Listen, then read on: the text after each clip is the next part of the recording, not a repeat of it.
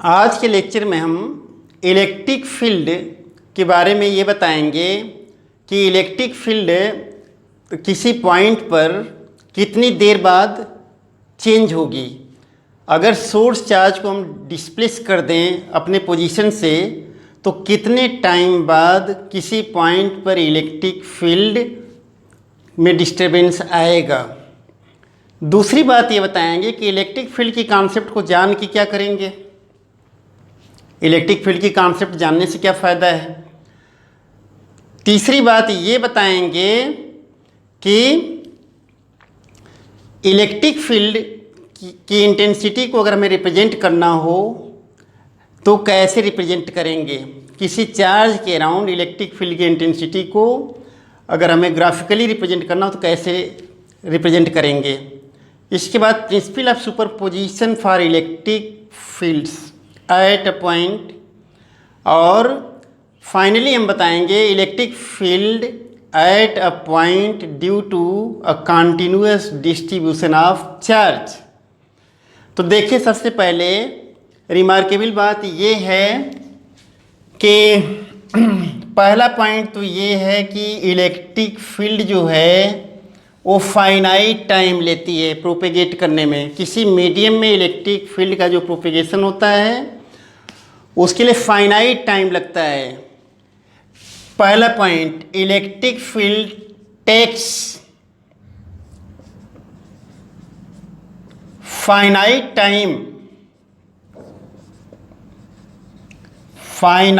Time to propagate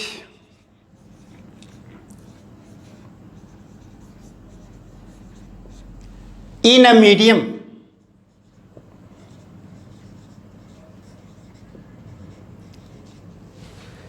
मतलब यहाँ अगर हम कोई सोर्स चार्ज लें, मान लीजिए कि सोर्स चार्ज हमने क्यू प्लेस कर दिया और इससे आर डिस्टेंस पर अगर हम जानना चाहें आर डिस्टेंस पर इलेक्ट्रिक फील्ड में क्या चेंज आएगा अगर सोर्स चार्ज को यहाँ से डिस्प्लेस कर दें, कितने टाइम बाद यहाँ इलेक्ट्रिक फील्ड में चेंज आएगा। अगर सोर्स चार्ज को यहाँ से हम डिस्प्लेस कर दें, पॉइंट ओ पर हमने सोर्स चार्ज को रखा है, पॉइंट पी पर इलेक्ट्रिक फील्ड इसमें मान लीजिए हम मेजर कर रहे हैं इलेक्ट्रिक फील्ड की स्ट्रेंथ। अगर यहाँ से सोर्स चार्ज को हम डिस्प्लेस कर दें तो इलेक्ट्रिक फील्ड में जो चेंज आएगा, जो वेरिएशन आएगा पॉइंट पी पर, वो कितने टाइम के बाद एग्जिस्ट करेगा, कितने टाइम के बाद ये वेरिएशन हम जान पाएंगे। ठीक है, तो देखिए किसी मीडियम में हमने बात की, अगर फ्री स्पेस में बात करें तो फ्री स्पेस में इलेक्ट्रिक फील्ड कितनी स्पीड से मूव करती है, लाइट की स्पीड से मूव करती है। इलेक्ट्रिक फील्ड वेक्टर का एक नाम और भी है, लाइट वेक्टर। अभी जब हम लोग इलेक्ट्रोमैग्नेटिक वेव एक चैप्टर उसको पढ़ेंगे तो वहाँ इसको हम लोग लाइट वेक्टर के नाम से जानते हैं। ठीक है, इसकी वजह से हम ऑब्जर्वेशन कर पा रहे हैं। लाइट के फेनोमेना के लिए यही वेक्टर रिस्पॉन्सिबल है, जिसको ई वेक्टर के नाम से जानते हैं, इलेक्ट्रिक फील्ड वेक्टर। इसका दूसरा पॉपुलर नाम है लाइट वेक्टर। जैसे मान लीजिए कि सोर्स चार्ज को हमने यहाँ डिस्टर्ब कर दिया और इससे आर डिस्टेंस पर अगर हम इलेक्ट्रिक फील्ड में वेरिएशन कितने टाइम बाद होगा ये जानना चाह रहे हैं। तो ये देखिए,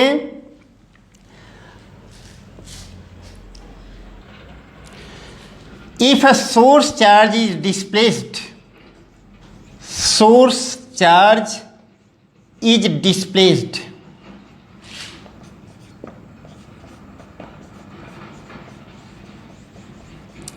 from its position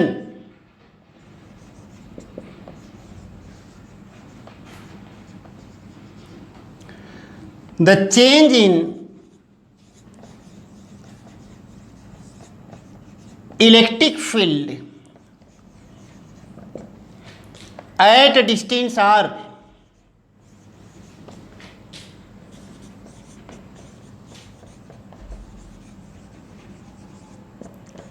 from it will be noticed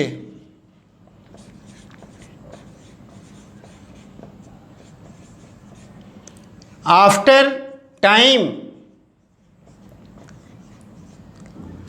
after time कितना, ये सीधा सीधा जो फार्मूला हम लोग यूज करते हैं ना उसी से निकाले हैं। टाइम के लिए क्या, डिस्टेंस अपॉन स्पीड। तो यहाँ टाइम क्या हो जाएगा, कितने टाइम के बाद नोटिस करेंगे अगर फ्री स्पेस में बात कर रहे हैं। तो यहाँ पर डिस्टेंस आर है, R upon C, where C is speed of light. C क्या है, the speed of light.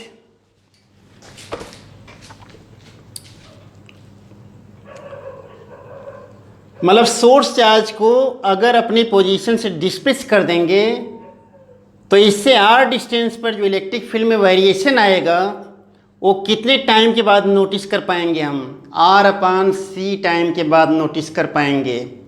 C क्या है, the speed of light in free space. किसी और मीडियम में अगर हम बात कर रहे हैं तो वहाँ speed of light in that medium हो जाएगा the speed of light in free space. दूसरी इंपॉर्टेंट बात, इलेक्ट्रिक फील्ड की स्ट्रेंथ को शो करने के लिए कैसे हम शो करते हैं। जैसे यहाँ कोई पॉइंट चार्ज हमने लिया, मान लीजिए पॉजिटिव चार्ज लिया, इससे जैसे जैसे हम डिस्टेंस इंक्रीज करेंगे पॉइंट्स की, जहाँ यहाँ ऑब्जर्व करेंगे इस क्राइटेरिया में, यहाँ पर इलेक्ट्रिक फील्ड की स्ट्रेंथ ज़्यादा होगी।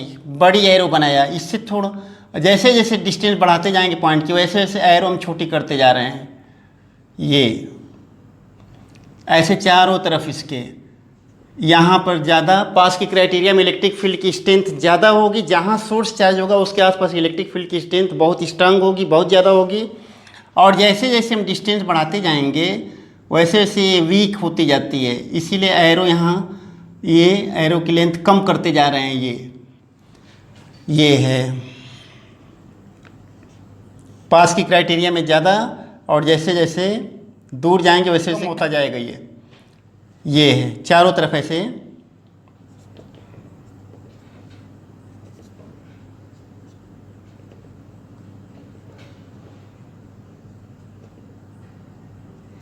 ऐसे इधर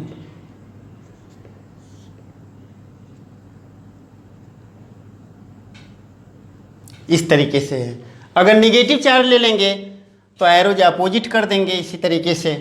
तो हम ये शो करना चाह रहे हैं, जैसे यहाँ बड़ी एरो लिया, इसका मतलब कि यहाँ इलेक्ट्रिक फील्ड इस क्राइटेरिया में यहाँ पास के पॉइंट्स पर ज़्यादा स्ट्रांग है, और जैसे जैसे इस सोर्स चार्ज से हम दूर हटते जाएंगे वैसे वैसे इलेक्ट्रिक फील्ड की स्ट्रेंथ वीक होती जाएगी। Third point, physical significance. Electric field की कॉन्सेप्ट को जान के क्या करेंगे, physical significance of electric field. इस कॉन्सेप्ट से फायदा क्या है।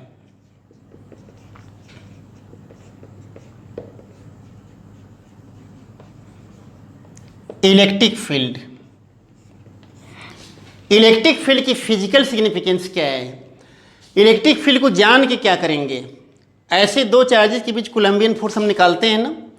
अगर इलेक्ट्रिक फील्ड किसी सोर्स चार्ज के अराउंड इलेक्ट्रिक फील्ड को अगर हम जान लेते हैं और किसी भी चार्ज को वहाँ पर ले आएँ तो उस चार्ज पर कितना इलेक्ट्रिक फोर्स लगेगा ये आसानी से कैलकुलेट कर लेंगे। सबसे बड़ा फ़ायदा ये है कि इलेक्ट्रिक फील्ड की कॉन्सेप्ट को जान लेने से, किसी सोर्स चार्ज के अराउंड इलेक्ट्रिक फील्ड की कॉन्सेप्ट को जान लेने से ये फ़ायदा है कि उसके आसपास किसी भी दूसरे चार्ज को कर लाएंगे तो उस पर कितना इलेक्ट्रिक फोर्स लगेगा उसको आसानी से कैलकुलेट कर सकते हैं। कैसे, इलेक्ट्रिक फील्ड इनटू क्या, amount of that charge, electric force पा जाएंगे। दूसरी बात क्या पाएंगे, फिजिकल सिग्निफिकेंस अब बताने जा रहे हैं। The concept of electric field, electric field helps us to understand the mechanism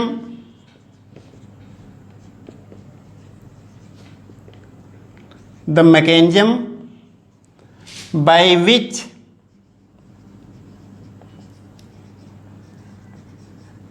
which two charges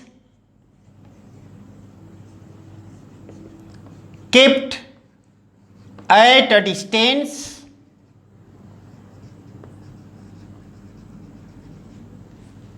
exert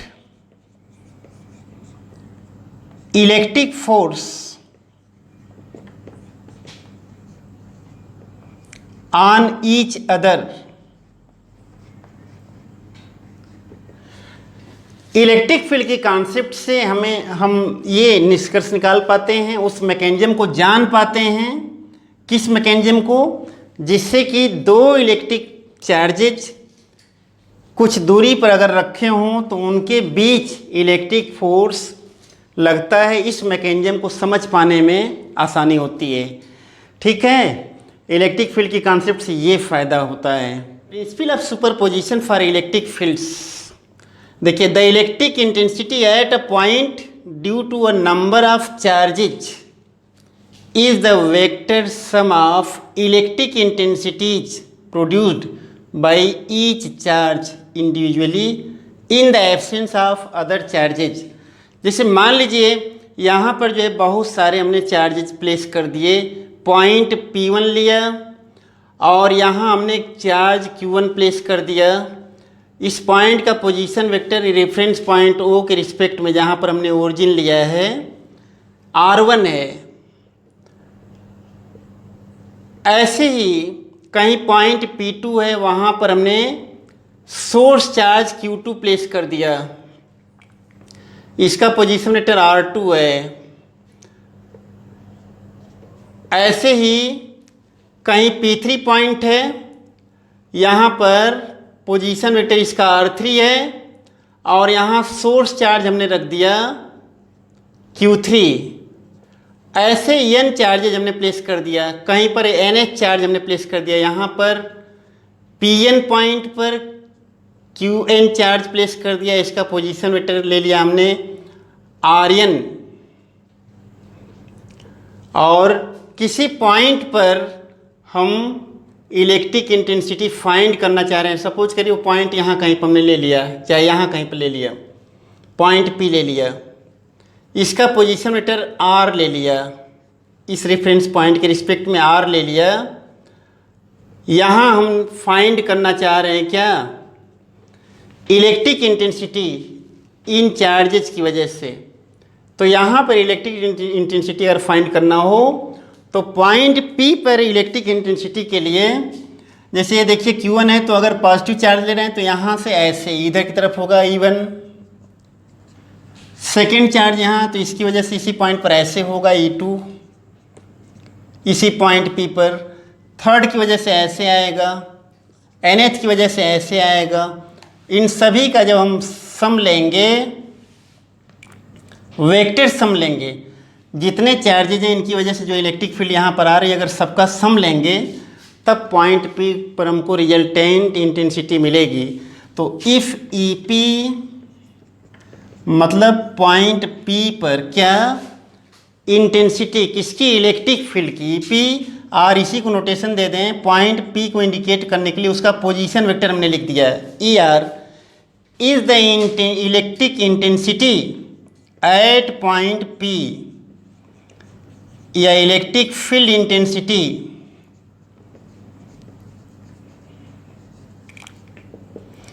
eight point P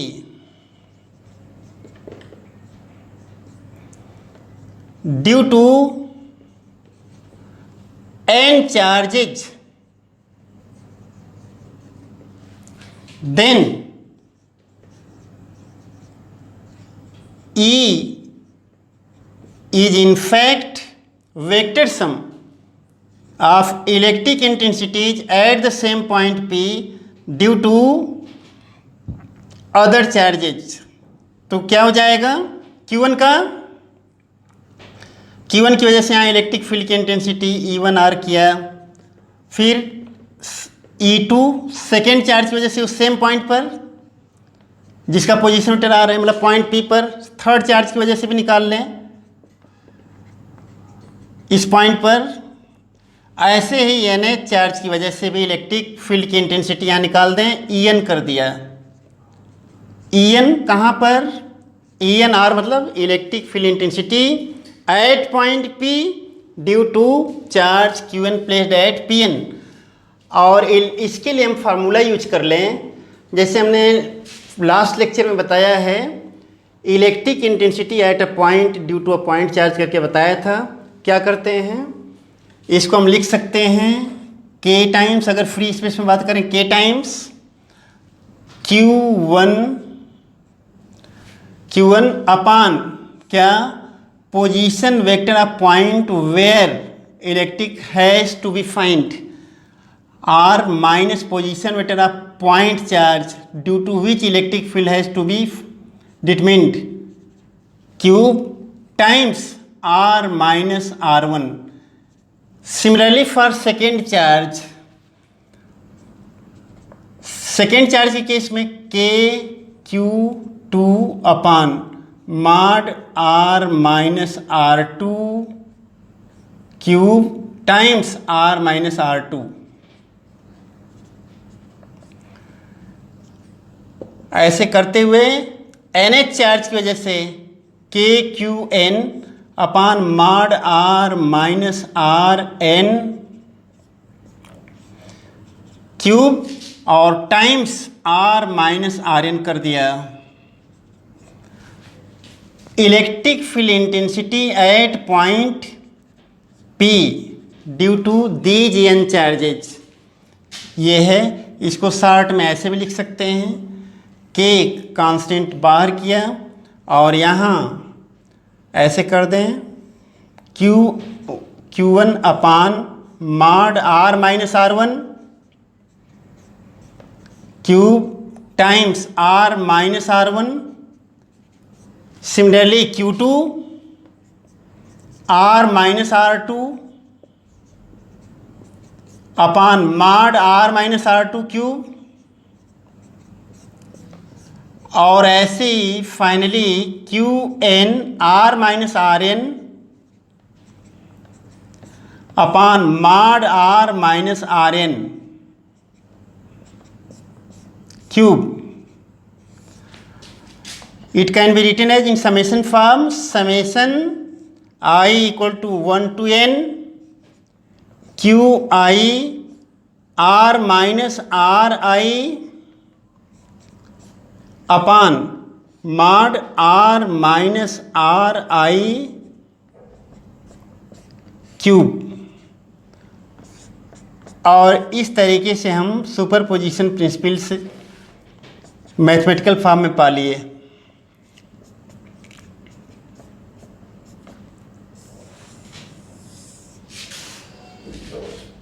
अब हम बताएंगे electric field at a point due to a continuous distribution of charge.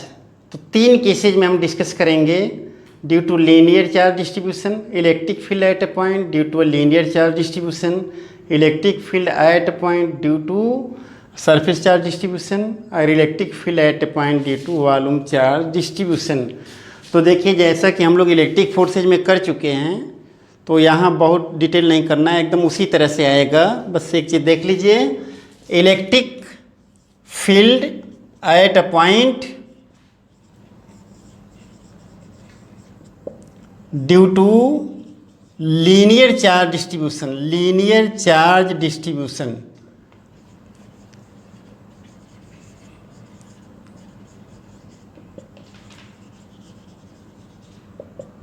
मान लीजिए कि किसी curve पर charge distributed है, ये कंटिन्यूअस डिस्ट्रीब्यूशन है चार्ज का, यहाँ पर कर्व के लॉन्ग है या किसी लाइन के लॉन्ग भी ले सकते हैं। इस पॉइंट पर हम इसकी वजह से इलेक्ट्रिक फील्ड निकालना चाह रहे हैं। इस पॉइंट P पर यहाँ लीनियर चार्ज डेंसिटी लेंगे, जिस पॉइंट पर हम एलिमेंट ले रहे हैं, यहाँ पर एलिमेंट मतलब स्मॉल पार्ट इसका, यहाँ पर लाइन चार्ज डेंसिटी हम लिख रहे हैं लेमडा r डैश, इसका पोजीशन वेक्टर r डैश है।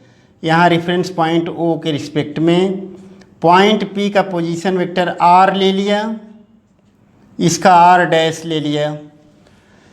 ये स्मॉल एलिमेंट की लेंथ dl है। यहाँ अगर हम कहें कि कितना अमाउंट है चार्ज की, small amount of charge lambda dl या लेमडा r डैश dl, ठीक है। लेमडा r डैश मतलब linear charge density at this point, मतलब linear charge density at a point where the position vector is क्या, r dash. यहाँ पर अगर force निकालते हैं तो जैसा हमने नोटेशन दिया था, electric force at this point, अगर यहाँ पॉइंट चार्ज क्यू नॉट होता तो क्या लिखते, एफ नॉट, और यहाँ एल कर देना। Due to linear charge distribution क्या लिखते थे, के टाइम्स क्यू नॉट किया, और यहाँ lambda R dash R minus R dash D L किया, और यहाँ mod R minus R dash का क्यूब किया। ये कर्व के लॉन्ग इंटीग्रल ले रहे हैं या लाइन के लॉन्ग ले रहे हैं इंटीग्रल। हमें इलेक्ट्रिक फील्ड चाहिए। इलेक्ट्रिक फील्ड के लिए क्या, इस फोर्स को हम डिवाइड कर दे रहे हैं। लीनियर चार्ज डिस्ट्रीब्यूशन की वजह से यहाँ जो फोर्स आ रहा है टेस्टिंग चार्ज पर, उसको हम टेस्टिंग चार्ज के अमाउंट से डिवाइड कर दें तो हम पा जाएंगे के टाइम्स और कुछ ऐसा lambda R dash R minus R dash D L upon mod R minus R dash cube. और इनफैक्ट ये है क्या, electric field at point P. ये फोर्स कहाँ पर है, पॉइंट पी पर लिया है। यहाँ पोजीशन में टरार ऐसे लिख दे रहे हैं, मतलब पॉइंट पी पर लेना चाह रहे हैं। अगर इलेक्ट्रिक फील्ड के टर्म में लिखें इसको, ये इलेक्ट्रिक फील्ड क्या हो जाएगी, पॉइंट पी पर, किसकी वजह से, लीनियर चार्ज डिस्ट्रीब्यूशन की वजह से, due to linear charge distribution. तो ये आएगा के टाइम्स, ये कर्व पर इंटीग्रल लेंगे, लेमडा आर डैश किया, R minus R dash D L upon mod R minus R dash. इसका डिटेल हमने इलेक्ट्रिक फोर्स में बता दिया है डिस्ट्रीब्यूशन की वजह से, बस थोड़ा सा यहाँ डिवाइड कर दिया, आ गया है फार्मूला। ऐसे ही सेकेंड केस में सरफेस चार्ज डिस्ट्रीब्यूशन के केस में क्या करेंगे, इन case of surface charge distribution, surface charge distribution,